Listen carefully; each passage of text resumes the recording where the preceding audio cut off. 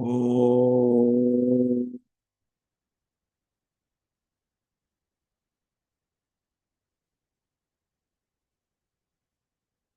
Shanti, Shanti, Shanti.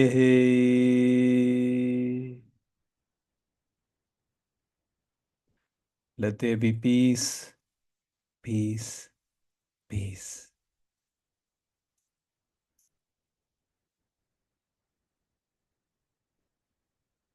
Greetings to all.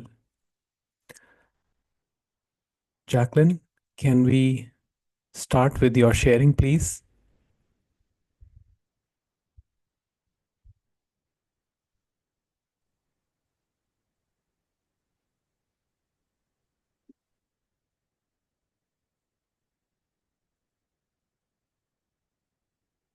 This is a passage written by Alan Watts, who wrote about the Tao.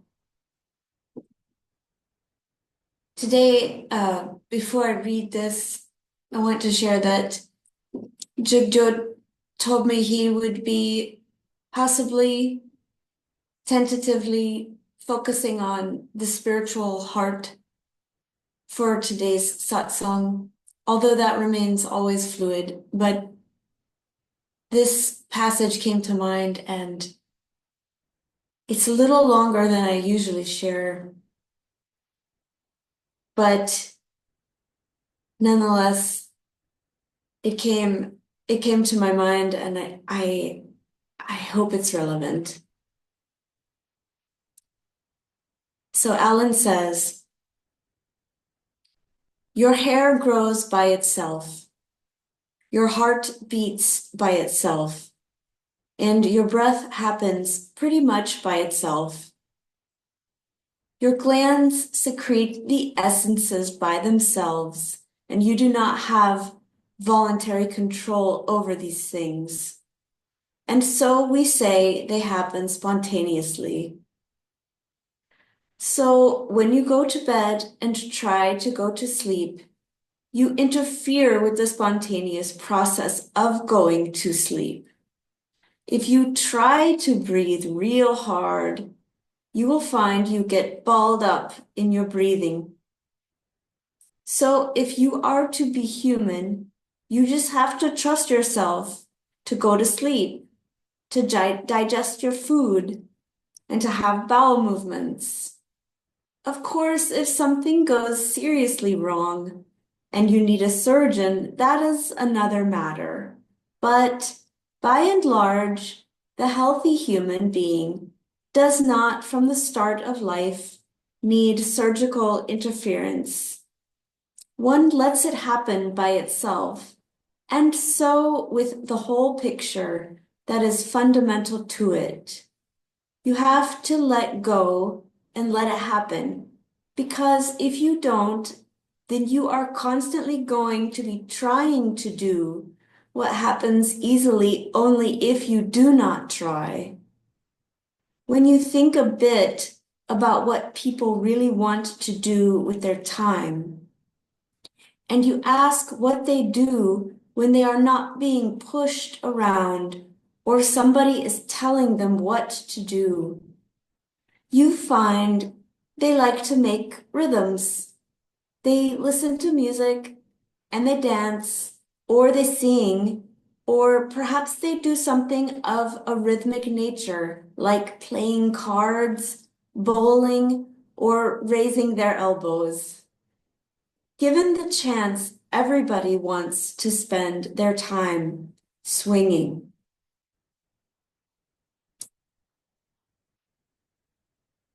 And this reminded me of I never saw monkeys in the wild until I came to India. And I'm a little fascinated with them, I admit. Maybe that will tone down over time, but right now when I see a monkey, I stop whatever I'm doing and I watch it. And they sometimes, especially the young ones I've noticed, they will swing they will swing, and it's amazing to watch them for me. They seem to exert a little trying, a little effort initially, like to get going. And then it's like the swinging then just happens. It's like it's really graceful and playful at the same time to my eyes. And it's like I've never seen anything like it. And it can be acrobatic and graceful at the same time. And they don't seem to hit it, they don't seem to collide into each other. They will like gracefully swing around each other when there's more than one doing that at the same time. And I don't know why that came to mind when I read this today, but certainly what resonates is what Alan says about when you try for something that happens on its own just fine, is not that effort unnecessary and perhaps even a waste of energy when something can happen quite gracefully on its own? So that's what came up for me. Thanks, Jagjot, for letting me share.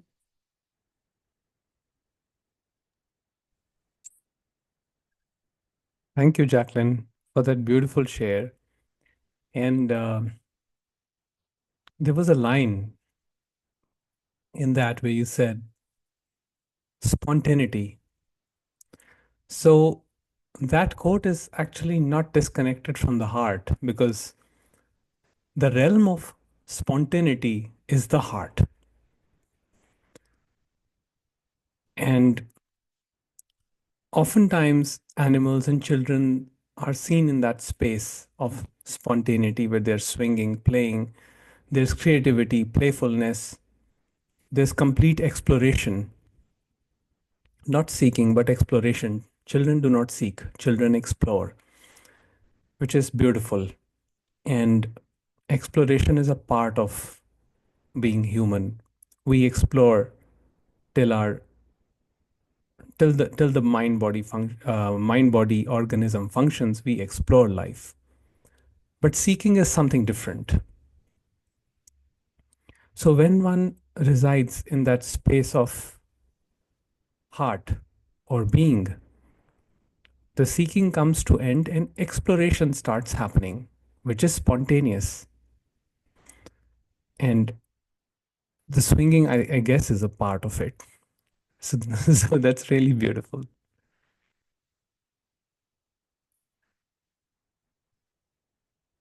I was reading a quote in the book by author Osborne, Teachings of Sri Ramana Maharishi in his own words, where it was mentioned that Ramana Maharishi talks about heart at the right side of the chest. Now, somebody asked him that, is it your experience? What authority do you have to say that the heart is on the right side? Whereas physiologically, scientifically, it is seen that it is on the left side, or perhaps, somewhere between. But the reply from Ramana Maharishi was actually very interesting, and I will read out the reply.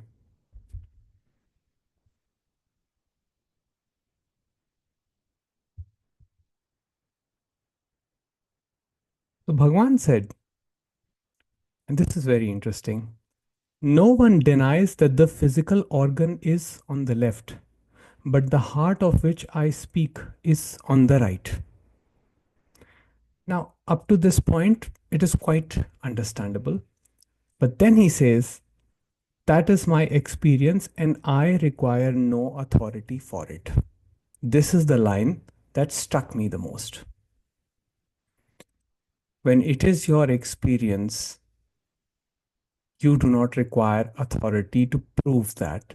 If there is a need to prove, if there is a need to argue, then we have already lost connection from the heart space, and we are already in the realm of mind.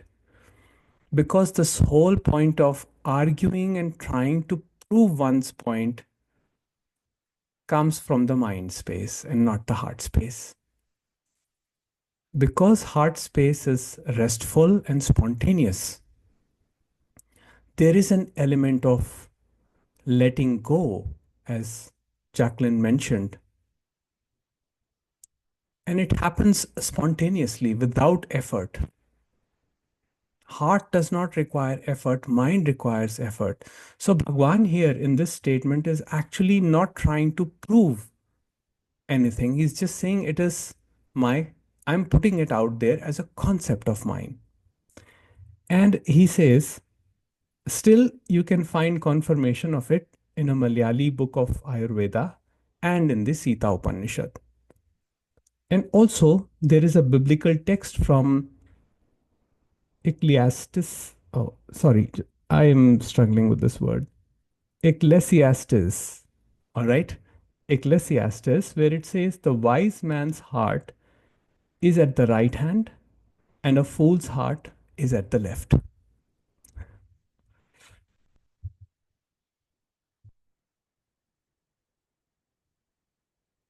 I will go on and read a paragraph which I marked, which I think uh, will shed some light on what is meant by the heart.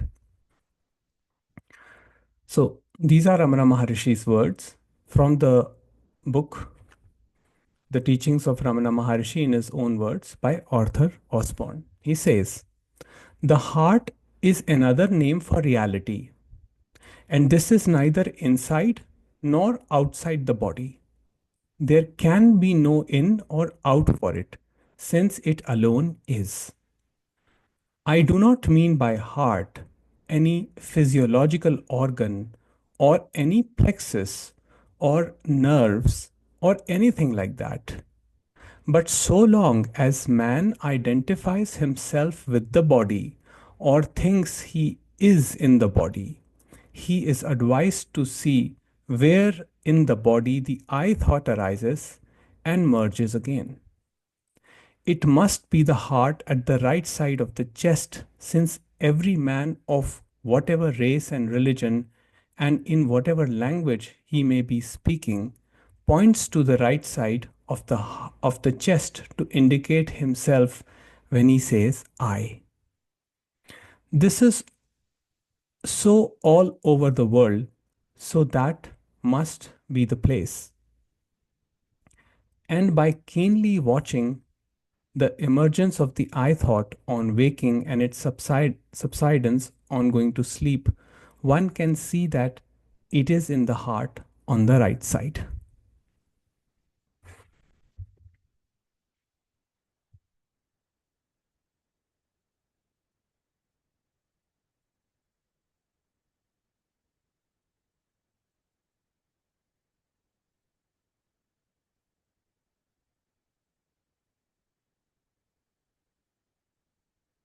You may have noticed that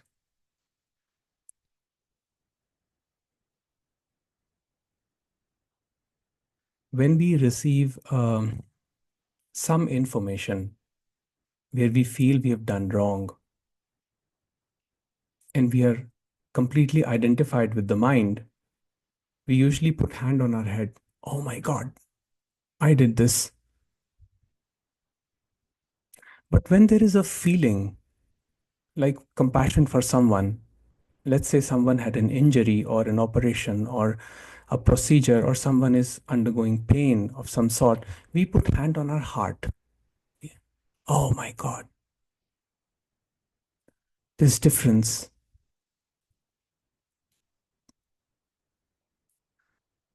Ramana Maharishi, very few people, I think, explore this, but Ramana Maharishi said that believe the feeling, stay in tune with the feeling, which is intuition, and not with the mind, which is coming up with reasoning.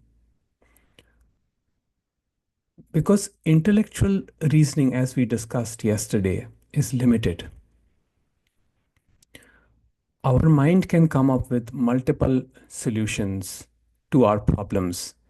And the greatest problem, the greatest challenge of every person on this planet is the thinking mind, is the obsessive thinking that goes on. And that is a common, very common question. How do I shut down my thinking mind? And the thing is that the one that is investigating is usually the thinking mind only. So, what it's doing is it is assigning itself just another task by saying that I have thousand things, thousand problematic things, and I have thousands of thoughts. Now I have another thought, which is to shut my mind down. So, what I've done is basically created 1001 thoughts, nothing else. So, all this inquiry, all this investigation as to how to quiet the mind, all the tricks and tips and techniques and practices, while they're all beautiful and they do help. There are amazing practices like Vipassana, like many other practices. Even even deep breathing, rhythmic breathing can be helpful.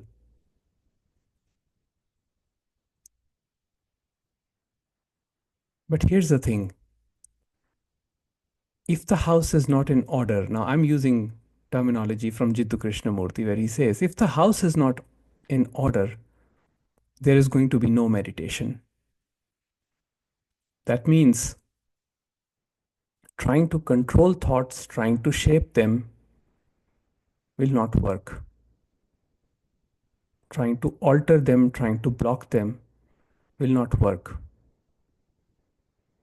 It will work temporarily when we do meditation for 15-20 minutes. We feel relieved. And it is a good practice. I do it myself. It is a good practice. But with the understanding,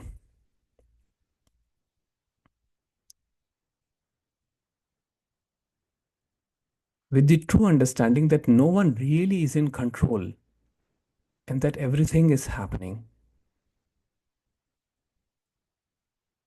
the house is set in order first, and then meditation starts happening spontaneously,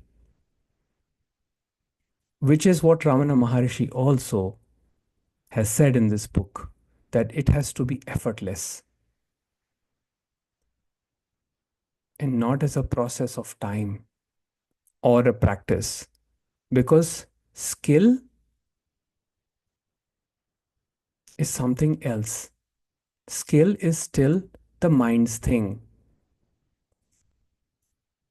I think somebody asked Ramesh, or maybe somebody met Ramesh in the United States, and he said, do you know how many hours I meditate? And Ramesh asked him, tell me how many hours. And he said, I meditate for 13 hours or something like that. Then Ramesh said, then I didn't ask him the question what he does for a living if he meditates 13 hours a day. And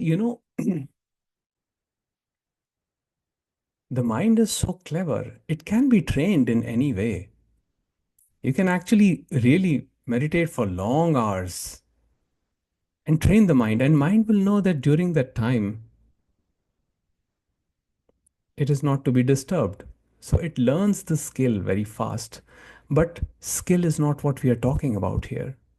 Single point of concentration, focusing methods is not what we are talking about here.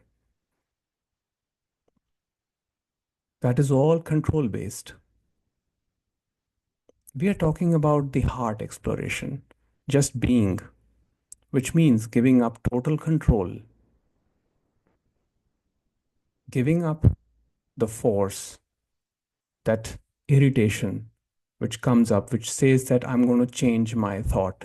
I'm going to block the thought. I'm going to alter the thought. Certainly, we can use the mind to discriminate. And if a troubling thought arises, we can say it's not needed.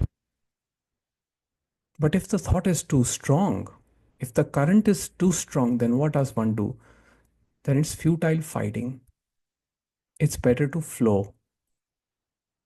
The mind will say that don't allow it to flow, otherwise, you'll drown and die.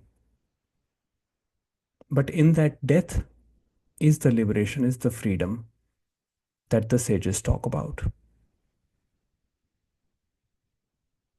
What we do is we fight against the current of life, which is usually based on dualism. This is right, that is wrong. This is the way things should be, that is the way things should not be. My culture, my country, my color, my race, my gender, my caste. It goes on and on and on and on. It is all identification with the body.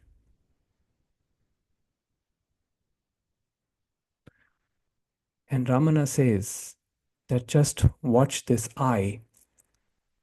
Where does this I arise from? And he says it arises from heart. And it goes back into the same heart.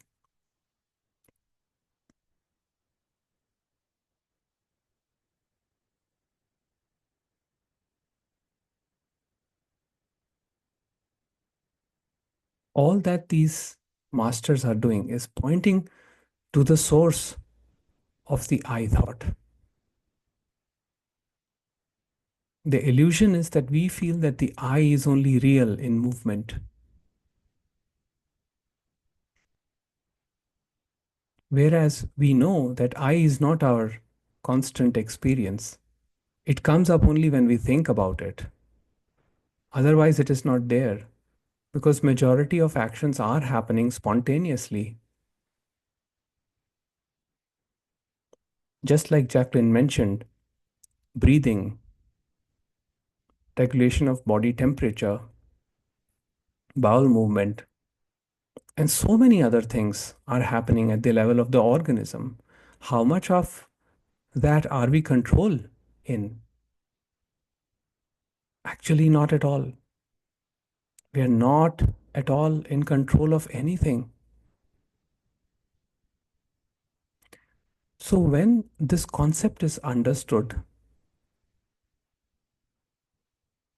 which Ramesh would say that is summarized beautifully in the Bible verse that says, Thy will, O Lord, not mine. If this is understood, it is the deep understanding of this concept. And all it does is simplifies life. It doesn't make it easy, but it simplifies life. And one experiences the bliss of the heart without trying to. Even in even during difficult times, even when the current of thinking is strong, the awareness of the presence of the heart is never lost. It is not to say that one does not experience turbulent emotions. Emotions are still experienced. Every emotion, in fact, are experienced by everyone. And sometimes they may be intense too. But even in that intensity, there is a remembrance of the spaciousness from where that wave has arisen.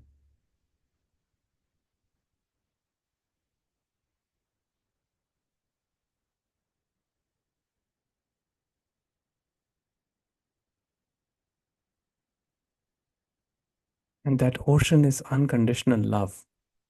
The heart is unconditional love. which includes everything. When I say everything, it means everything. The only way to experience that is to give up the sense of separate self or personal volition.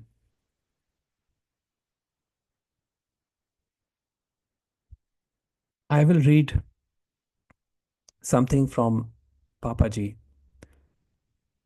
Now, Papaji was asked this question. So the questioner asks, I have a burning desire to be free from this habitual state. What he's referring to is basically thinking, the afflicting thinking. Is it possible to give up all thoughts instantly? How do I keep thought at its source so that it never latches onto stray objects, thoughts, or sensations? And Papaji's response was, now I will read out his words. He says, if you have a burning desire to be free, this alone is enough. This desire will burn the whole universe. If you have a burning desire for freedom, it will burn your mind, your ego, and your body. Let it burn.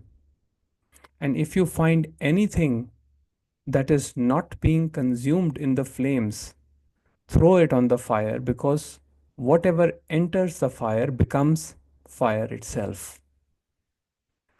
This desire for freedom will also be consumed in the fire. Let it burn, because what remains afterwards, when everything has burned, is that. This is the easy way to freedom, but it happens very rarely because so few people really have this burning desire to be free. People want freedom, but they also want other things. When these other things are desired, the fire for freedom cannot be all consuming. It is these other desires that bring you back into this universe again and again. I will repeat this line. It is these other desires that bring you back into this universe again and again. Personal will keeps you in this universe and prevent the fire for freedom from igniting properly. Throw this will on the fire so you no longer have any will to do this or that. But I'm happy you are here. For the time you first came, you have been working well. I remember when you came, you brought this desire for freedom with you, and I'm sure that you will burn in this fire for eternity. Peace and love. Don't be afraid of this fire. It is love itself. Many people are afraid of this fire, but those who manage to destroy themselves in the fire don't die. They carry on living, but they are rare beings. Very few people have shown this love for freedom. Very few people have thrown themselves wholeheartedly into this fire of love. The Buddha did it 2600 years ago, and we still revere him for it. When the thought, I want to be free, arose in him, he was living a life of sensual enjoyments in a royal palace. He made a firm decision that he wanted freedom more than anything else and walked out on his parents, his wife, and his pleasure garden filled with the most beautiful girls his father could find. We don't remember the names of our own ancestors of 100 years ago, but we still remember this man because he renounced everything he had so that he could search for freedom. What he did, you can also do. He is still alive in the hearts of millions of people because he was willing to throw all his desires, attachments, and pleasures into the fire of freedom. Everyone who has this fire for freedom can become Buddha. With this fire for freedom burning strongly, you too can recognize yourself and proclaim, I am that enlightened one.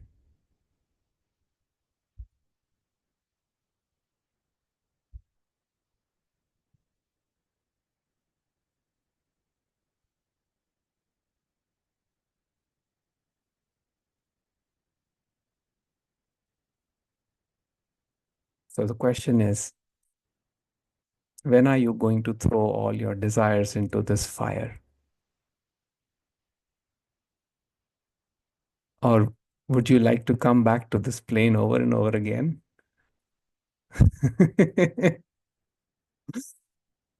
Or is this the last round?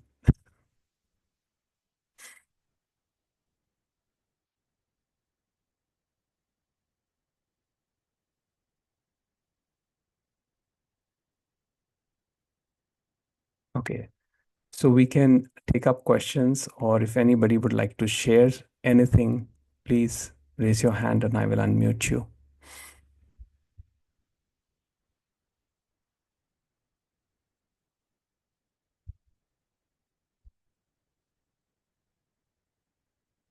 Yes, Meena. Yes. Just a few things that came to me while I was listening. So lovely reading from Papaji and Ramana. First about Jacqueline and the fascination with the monkeys. Uh, I have not visited India, but I can only imagine because they are so much like us. Our little cousins, so to speak. I think possibly that's why we are more fascinated because they are more like us than the other animals. And we see possibly the level of innocence, just like little children. Um, then what else about Ramana and heart being on the right side? It strikes with the kind of left brain and right brain kind of things, where the left is perceived as the analytical mind and the thinking mind, and the right is the heart, the creativity, the unity with others, and where the left is more with separation. And then you spoke about sadhana as being more kind of egotistical sadhana, top-down approach of ego trying to control stuff. My curiosity is about your own experience, how your sadhana changed before the glimpse and after the glimpse. How was it different? And what were you actually practicing before? That's all from me. Oh, me, I well, I was doing a lot of things, lot of experimentations on myself before glimpse because I was thinking I was doing everything. And after the glimpse, I realized that I wasn't doing anything. It was all happening. So, so I didn't beat up myself for doing a lot of experimentations on myself. Before the glimpse, I was doing a lot of vipassana meditation, and I would force myself to sit in cross-leg posture for like 3 hours or 2.5 hours sometimes, which actually gave me a bad back and troubled knees. And well, to this day, I struggle a little bit with that. But thanks to Jacqueline's yoga routines, it's getting better now, much better. And well, those of you who don't know, Jacqueline has been practicing Yin yoga for the last 26 years, and she has been helping me a lot with my body flexibility, especially lower back, and because I struggle with that quite a lot. So thanks to her for that. Now, coming back to the topic, the shift was this much that the sadhana is not done, sadhana happens. That is the kind of shift that happens because it is seen that there was no other way it could have happened. And also, it is accepted that whatever happened in the process was a movement towards the realization of unitive consciousness. And usually, before now, this is just a concept, so usually before the glimpse, we think that we are doing something to achieve a goal. But Nisargadatta Maharaj, in his book I Am That says, road is the goal. There is no specific goal as such. And when this was understood, the effort was dropped. So, effort is all of the mind, and effortlessness is pure heart. And before that, when the mind was strong, there was usually a lot of separation, there was a lot of comparison. This person can meditate more than me, you know. They can, oh, they do japa, they do kirtan. I'm not doing those things, so maybe I'm less enlightened. So I need to. Yeah, they are more enlightened than me. Yes, they're more enlightened than me, so I need to, work more on myself. And maybe if I do japa all the time, somehow I will attain some permanent state and some permanent bliss that will be there constantly. And Maharaj, Nisargadatta Maharaj's word actually strike quite hard when he says that forget the experience, but see the background, which is changeless. That is what the heart space is, because the background never changes, the background of consciousness. And of course, one can talk about subtle states experienced during meditation, because as mind slows down in meditation, one experiences more and more subtle states, which are blissful, which are calming. And uh, at some point, even one can reach the zero state, the shunya state, or samadhi, as it is called. But again, even that is temporary. The mind comes back again. But here's the difference. Okay, I will explain this in the terminology as was given by Bhagwan Ramana Maharishi. He said that the I, which is identified with the movement, will try all sort of practices to attain enlightenment.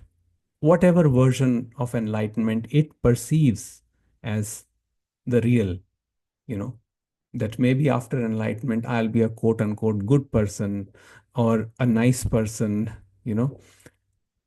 It just, you know, it goes on with that idea. Maybe my habits will change, my addictions will drop away. And sometimes that happens, but more or less things remain the same. Only the attitude towards things changes. So, what happens once this I dips back or merges back into the awareness and sees, now it comes back again. Why? Because that is how life is designed. Life is not designed to permanently stay back in the source. It takes a dip in the source, in the river, in the infinite ocean, and then it comes back. But when it comes back, now there is a different quality to it because it has tasted the awareness. And what that changes that it does not get caught up or involved in the mundane life affairs. And I have spoken to some of the most elderly people, like who were on the verge of passing away. So I'm talking about people who are in their 80s and 90s, and all there's just one pointer they gave which stuck to me.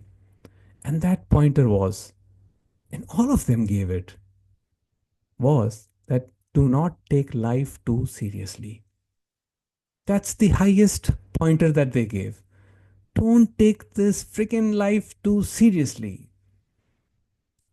And now I'm I'm practically half their age. So that is very difficult for me to assimilate as to from what perspective they are saying that. At that time, I was even younger. So, when we are young, our sense of separate, uh, our sense of personal identification is strong because we are loaded with concepts, intellectual concepts. We have to be this, you know, the ideal wife, the ideal mother, the ideal husband, the ideal father, doctor, engineer, businessman, this, that, whatever, we have uh, endless concepts thrust upon us one by one. We must be this, we must be that.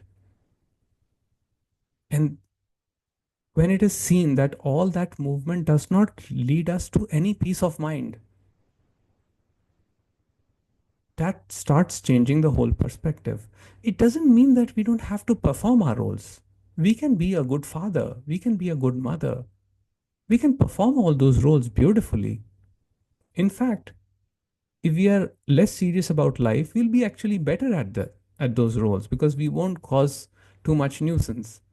You know, the only the only blessing one can have is to be the least nuisance possible in this world. That's the only blessing that I would wish if it was given by source, that I should be remembered as a person who was the least nuisance. I don't even want to be remembered as a good person.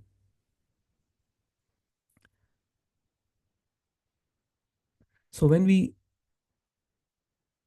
understand what these masters are talking about, the restfulness, the heart space, it is not to be experienced. It is not just an experience. It is just being, just this aliveness. It is so ordinary. It is here. It is available right this instant. Right this instant, it is there. It can be, you can call it samadhi, you can call it shunya, complete blankness. All that it requires is just being.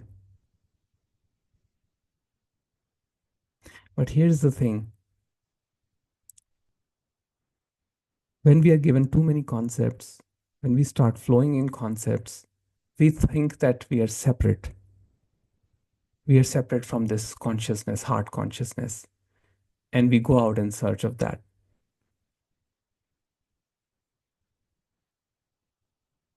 So Maharaj says that when everything fails, you land up at my doorstep.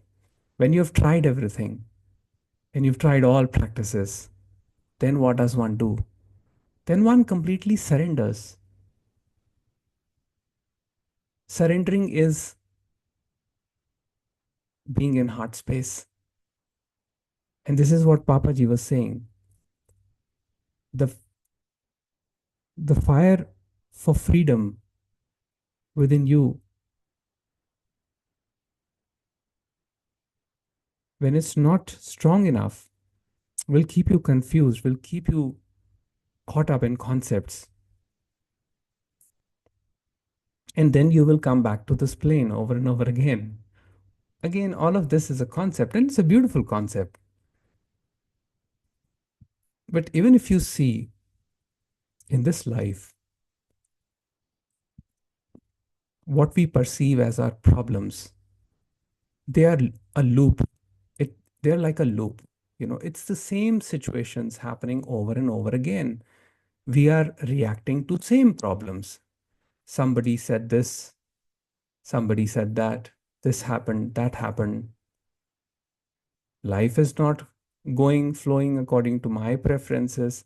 It is all the same thing that is happening over and over again. And the master is saying, what is it going to take for you to now give that up? He's saying, completely surrender your will. Just completely give up.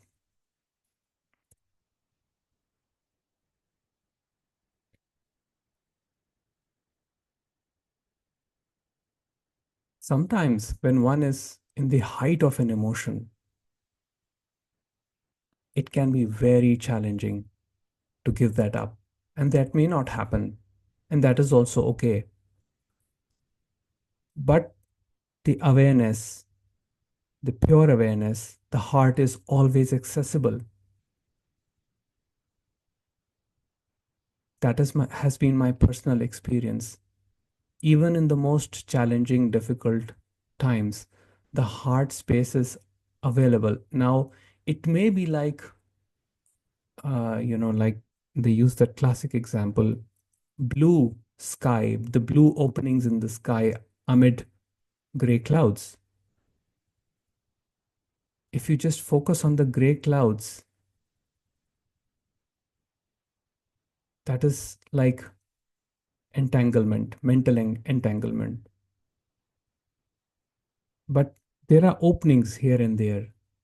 So all it requires is just subtle attention, total attention. And then that space is available. And once that gap is caught, that small glimpse is caught, it just opens up the vast, infinite spaciousness.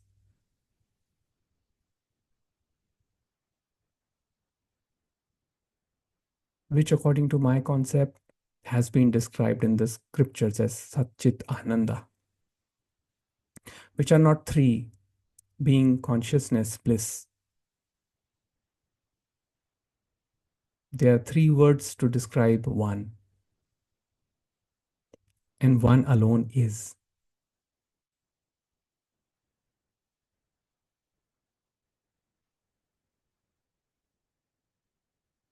Okay. So anybody would like to share or ask anything?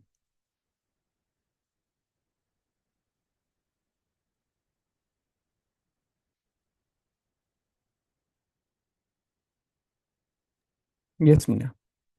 So at the moment, do you still have a formal practice?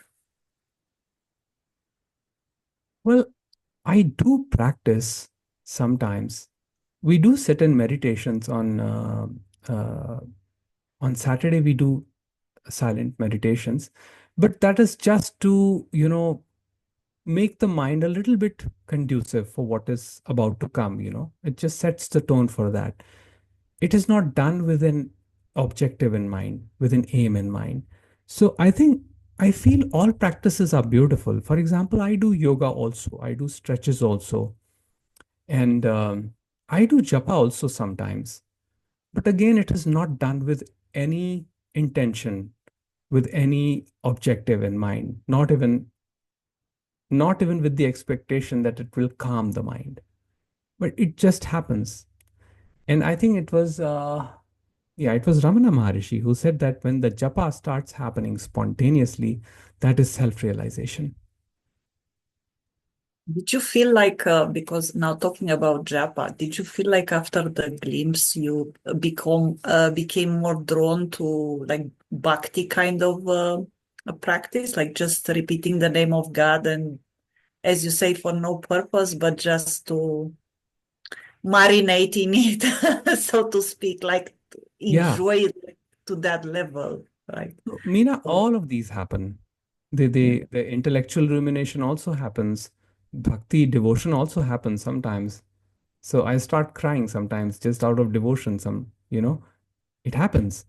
Sometimes, sometimes I start planning things, and so that even the karma happens. So all of these things are happening spontaneously.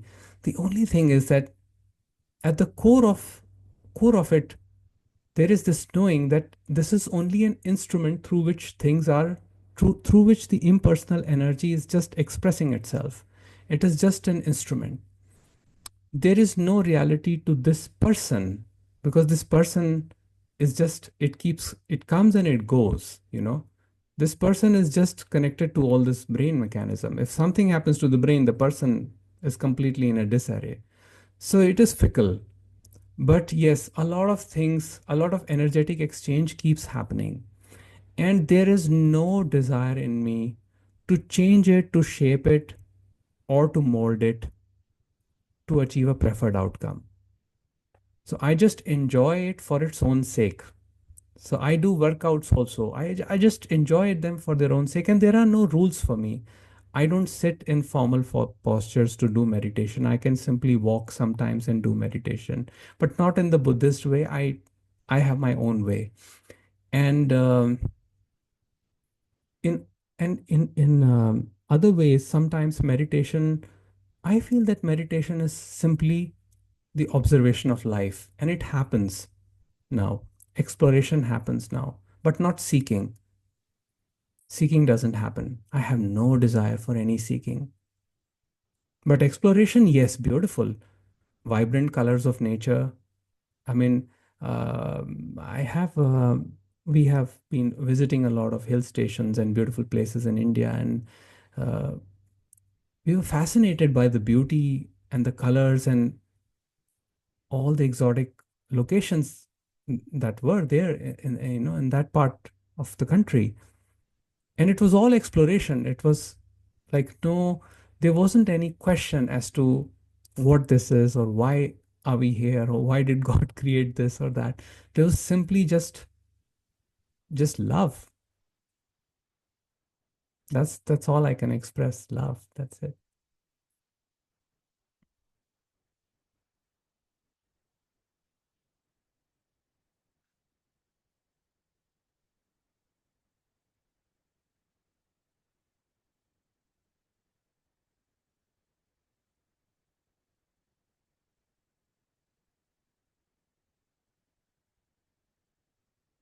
Sarthak, you seem to be in very deep contemplation right now.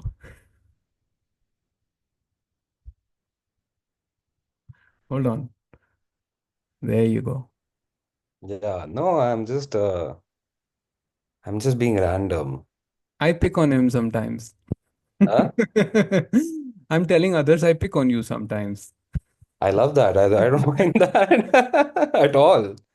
Yes, Hey, yes. but I'll tell you about that. One of my biggest fantasies before just like at the when I started out in this journey, especially in the stream that we follow, right? Yan Yoga. I Yeah. had this fantasy of being like scolded by Maharaj. I don't know why. Yeah, Maharaj, like scolded by Maharaj, Maharaj like abusing me, and I used to have dreams about it. So Yeah. it's all good, man. No worries. Yeah. Want I can put some makeup on me and do Yeah. that for you. You know, What his satsangs, man, like his Marathi satsangs are insane. I love them. yes, yes. Maharaj, Chapter oh, yeah. He just like raises his pitch so high, the person gets shaken up. It's so yes, funny. yes. That was the whole idea. That was the whole idea. And people thought that's ego, but that's not ego. That's not ego. That's how his system was designed to react. Now he said that I am like lightning. Hmm. Lightning is only for a moment. Then Hmm. it's gone. Next moment he would be laughing like crazy. You Yeah. know, there was this there was this incident by which was told by Ramesh ji Hmm. when he was attending Maharaj satsang, Hmm. and somebody said, Maharaj, somebody asked a question to Hmm. Maharaj, and Maharaj says, "Are you, are you that stupid that you don't know the answer to this one? You're Yeah. coming here for so long." Hmm. And the questioner said, Maharaj, if I am stupid, then that's how God made me. And then Hmm. Maharaj was just laughing. Yeah. Yeah. You Yeah. know, he was laughing. Yeah. Yeah. That is the that is the spontaneity he showed. In Hmm. fact, there were people. Someone once asked Maharaj that, "What if I just hit you with a stick right now? What are you going to Hmm. do?" Hmm. And he said, "I don't know Hmm. anything. I don't know what Hmm. happens next." So yes, so they're spontaneous. Maharaj was never living in time. He did not Yeah. bother about future or the past. He was like so present. And that's the whole concept. Whenever we are troubled emotionally Yeah. or caught up, it's always that we are lurking somewhere. Either we are lurking in the past or we are lurking in the future, an imaginary future. So, imaginary future brings anxiousness and past brings sadness. but they remember they are a part of the same movement. There's not much difference between the two. It's like two sides of the same coin, because that's the pattern we see even in what is termed as depression, where one experiences sadness and then anger in the second round, and then again sadness. Yeah. There is this constant loop: anger, sadness, anger, sadness. And a lot of it happens because there is an underlying story. Hmm. So, sometimes, now this may not be very uh, perceived very favorably Say in. something controversial, Jagjot. Come on. Well, I would have shown you if you were here. But, you know, it is like these masters would not care about that. They would say, just get out of your story. And the way they did that, for example, Hmm. Nisargadatta Maharaj, the way he did that, he Hmm. would ferociously attack attack you when you created the moment you created separation with the source. The rest of the things, you could have called him names, he wouldn't bother. But the Hmm. moment you said, I understand your concept, but I don't get it I get it intellectually, but it's not in my heart. That is when Hmm. he would unleash all his fury on you. It's like, how dare you say that? Somebody comes up to Yuji and he says, what if somebody, attacks you? Hmm. Like, I'll shoot him with a gun. Yes, exactly. Even You Jiddu come Krishna. at me, I'll shoot you with a gun. Exactly. And that is spontaneous.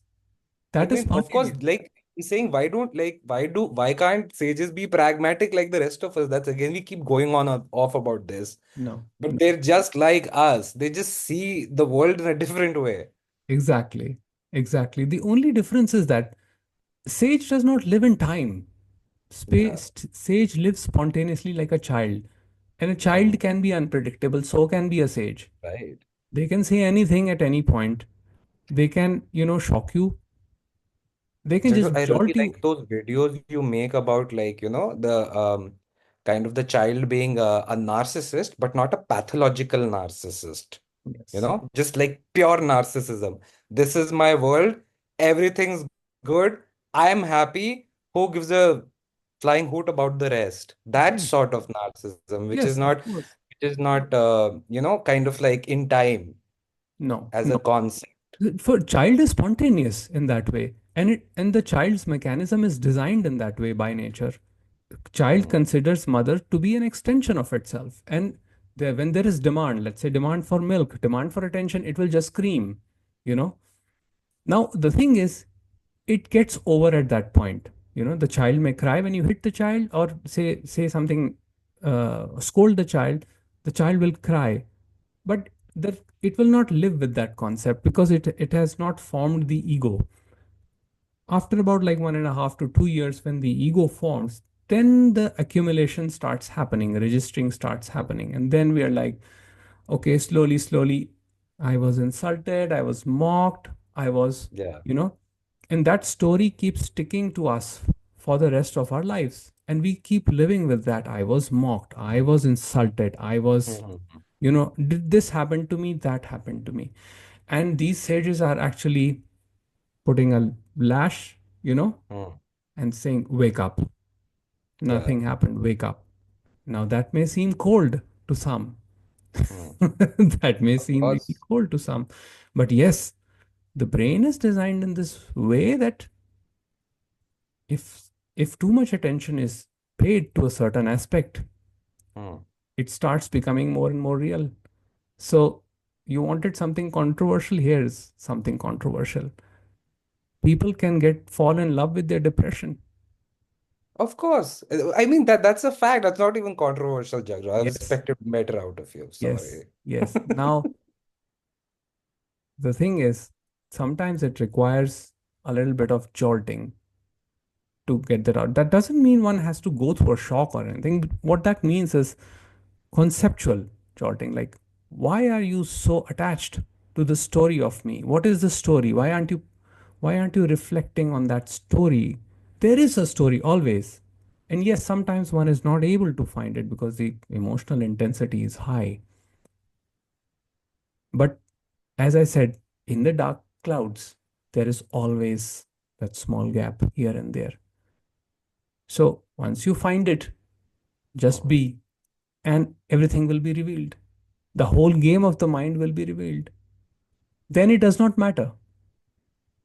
What happens, happens. Life goes this way, that way.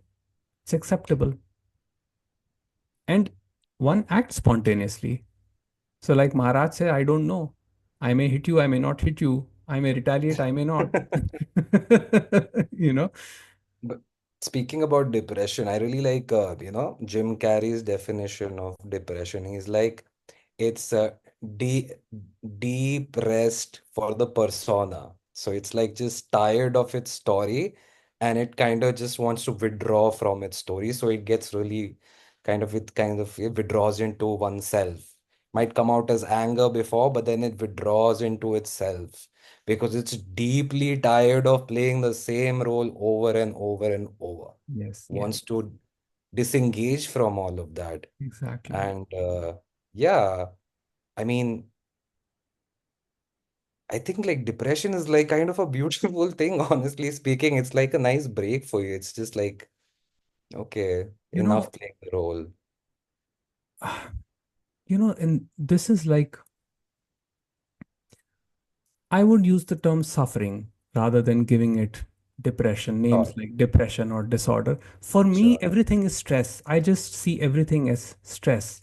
Mhm. And yes, in some people, the stress manifests in different ways, and uh, you know, the manifestation of that is sometimes uh, aggression. Sometimes aggression, Hmm. passive aggression, or even physical violence, and that can happen. Now, it doesn't mean that, we are giving a pass to all those things, because as Ramesh said, that you may not be the doer, but actions have consequences. So consequences are Consequences. always going to be there.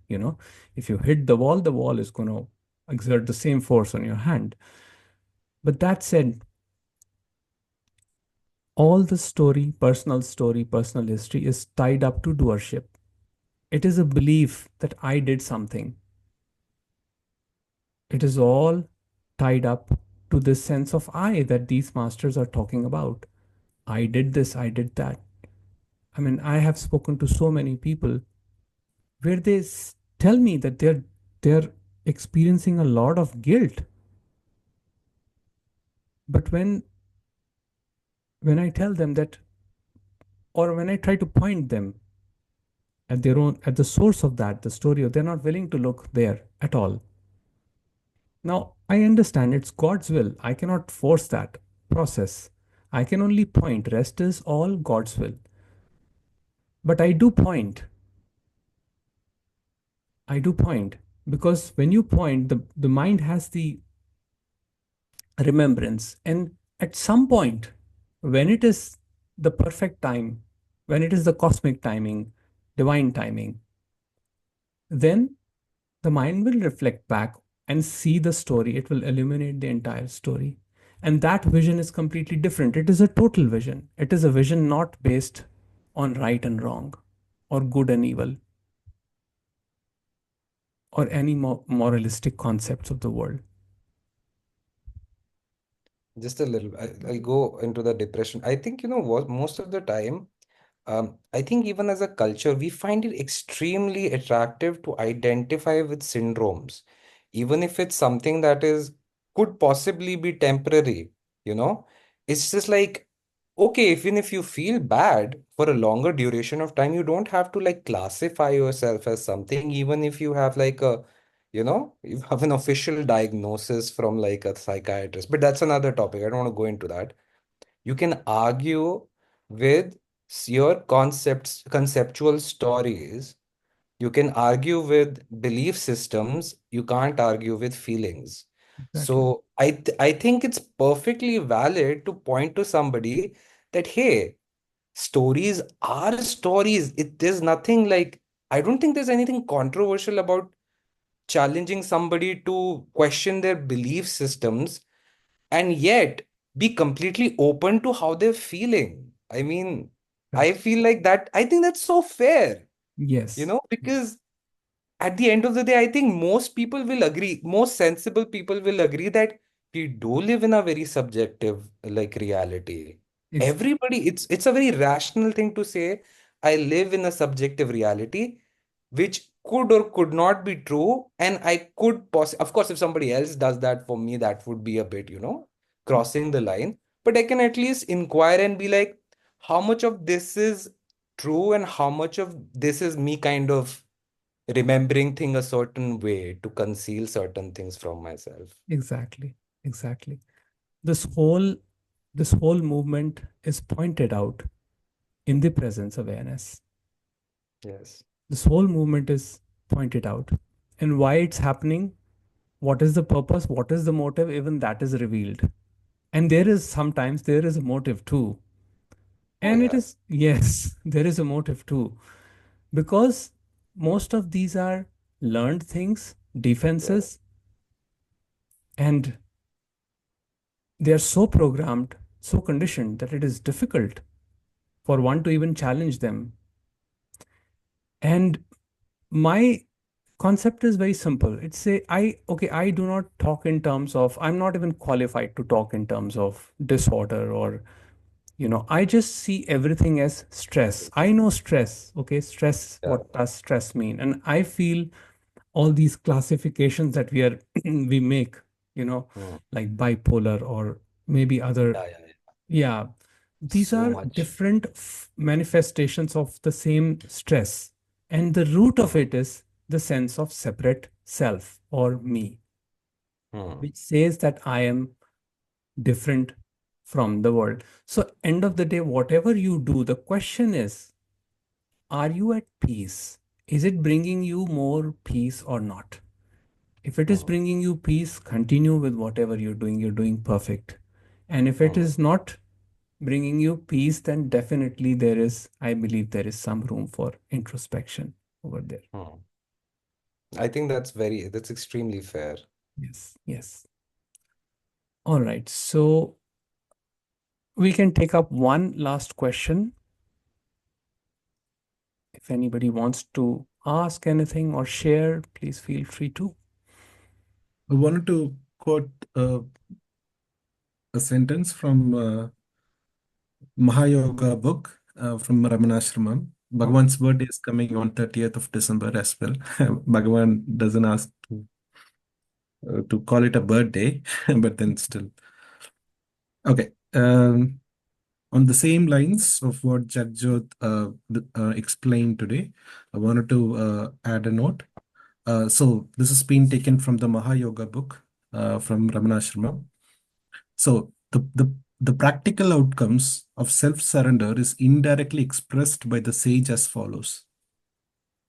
Since God himself is bearing the whole burden of the world, the unreal soul that tries to carry the burden is just like the caryatid figure sculptured at the base of the temple tower, appearing to sustain the tower on its shoulders. If one traveling by a conveyance that can carry heavy loads keeps his luggage on his own head and thus suffers pain, who is to blame for it? Here are two similes that are employed. By the first simile, we are reminded that the so called individual soul has no consciousness of its own and therefore does not really bear the burdens of life, which are borne by God alone. By the second simile, we are shown that he that will not surrender himself to God's grace has to suffer worries without end, while the devotee that cultivates the attitude of surrender is free from. Beautiful, beautiful. This whole mirage of me being separate and me being the doer and holding on so much load on myself, so much shame, so much guilt, so much malice. This whole load rests on the sense that I am separate from the rest, that I stand alone. Once it is understood that this is a mirage,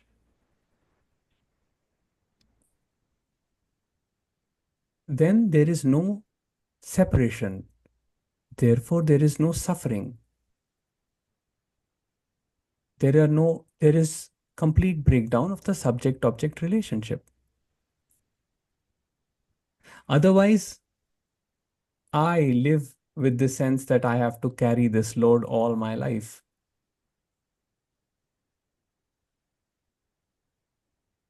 So I think this resonates quite well with what we discussed earlier when I was reading out Papaji's quote, that throw your personal will into the fire, throw your desires into the fire of truth. Yes, it's not easy. It's challenging. But there is always an opportunity.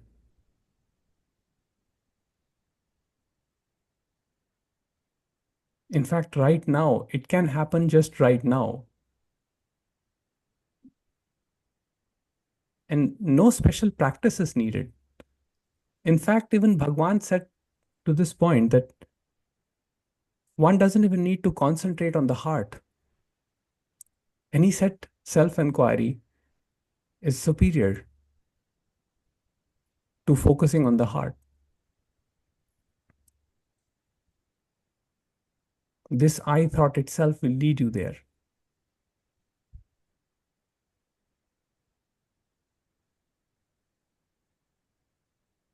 I think we can conclude for today. Okay, Sarthak has to say something. Sarthak, let it be quick, buddy. It's getting late. Yeah, of course. Am I unmuted? Yeah, yes, you are. Okay. Now, I just wanted to read out something related to the heart Sure. from a Rumi book, which I'm sure a Beautiful. lot of people are fans of here. Beautiful. So it's you that come to birth and bring the mysteries. Your voice, thunder, makes us very happy. Roar, lion of the heart, and tear me open. Yes. Yes. Even this, the same thing was said by Papaji. Why do you want to be sheep? Yeah, that's why I brought it up. Yeah. Yes. Yes. Be the lion. Be the lion. Roar like a lion. Why do you want to be the sheep? So probably we'll take that up in detail in the next satsang. Sure. Anyways, thank you all for joining and being here with your beautiful presence.